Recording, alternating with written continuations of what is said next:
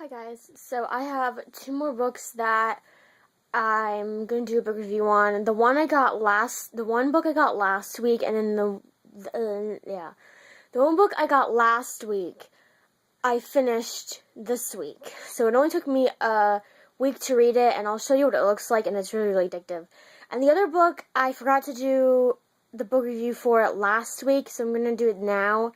So this one book is I like, Andrea Cremer, and she does the Nightshade series, and the Nightshade series is Nightshade, Wolfsbane, and Bloodrose, and those are about werewolves, and that series was really good. And this is sort of like, this book that I'm going to show you guys in a few seconds is kind of like a prequel or a different series. It goes along with another series she wrote, which is the Rift series, I guess, and it's Rift, and the two books in that series are Rift and Rise, and I really didn't like those two books, just because I really didn't understand them, and I really didn't understand why she made sort of like a sequel or prequel to the Nightshade series, but it's called Snakeroot, and this is what it looks like. And I don't know how many chapters are in it. Hold on, you guys. There's 31 chapters in it, and this is what it looks like. The page, I like books that have like they look really like she just cut them by herself, like craft scissors. And this is what it looks like. I like those type of books because it gives me like a rustic sort of feeling. And with this book, I really didn't like this book. I mean, if we're doing book reviews, I have to be really honest with you. But I really didn't like this book because it doesn't go along with the Nightshade. Well, it sort of kind of goes along with the Nightshade, but you have to read the Rift series. So if you don't read the Rift series or the Nightshade series, and you just pick this book up, you're not going to really understand it unless you read all those other books. And there are 5 of those books, and this is what they look like on the back. Because this is the Nightshade series, and the one down here is the Rift series. And there's only 2 in that series.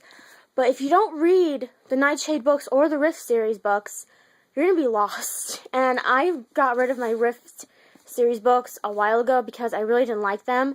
But I still have my Nightshade books. And you know when you get that thing, you get those books, and then you're on the last book in the series, and then like a couple months later, or 2 months later, the next book comes out, and you're just like, I don't feel like going back and rereading all of those other books, so I'm just going to read that series. Well, I always do that, and maybe if I read those series again, I'd probably like it, but there's lots of weird names in it, and it's going to be, another book's probably going to come out because the end is, the end involves probably another book or 2.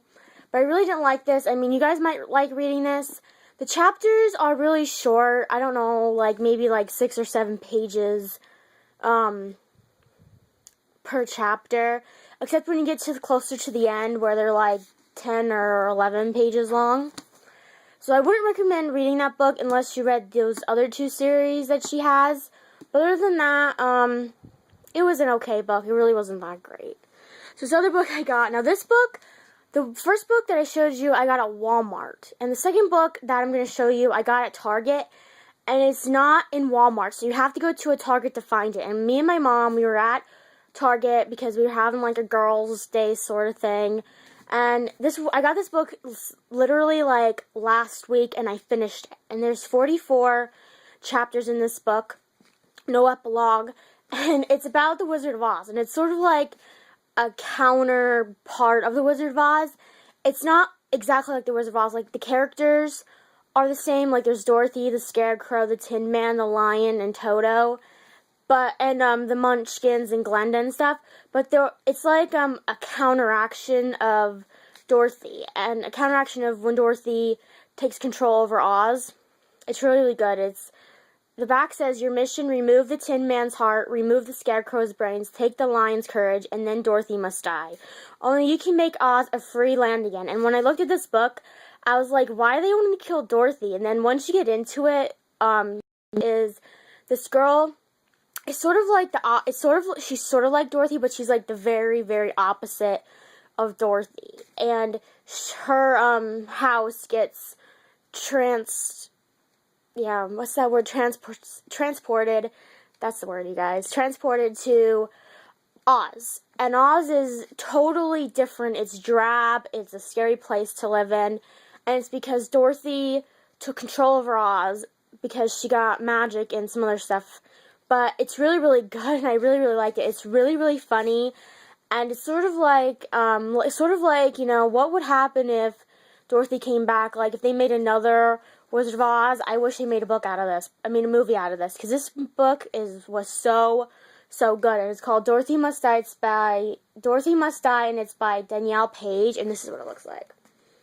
And oh my gosh, the chapters in this book, they're really short. And like I said before, there's no epilogue. And I never spoil the ending for you guys. So I hope you guys go out and read it. I don't know how much money it was, but it is really, really good. I loved it. And there is a prequel to this book, but I didn't see it up there. And it's called No Place Like Home. And it's just a digital prequel novella, I guess. But this book is really good. And my mom is going to read it next. And I'll tell you what she thinks of it. It's going to take her a while to get through it, but it's really good. And I really liked it because I'm like, Dorothy, like, Wizard of Oz, like, what? Why does she die? Is it sort of like what happens after she's out of the Wizard of Oz land? But this book is really, really good. I highly recommend you read this book because this book is really, really awesome. And it's like 300 and some pages, I think. Hold on, let me check.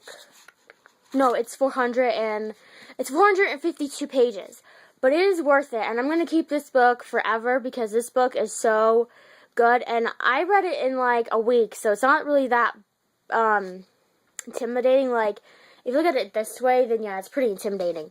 But I really liked it. I hope that there's more books she writes sort of like this. But other than that, that was my book review, my second book review. Comment below if you have any books you want me to recommend or do a review on. Like this video, subscribe to this video, favorite, tell your friends, whatever. And I'll see you guys next time with my July favorites.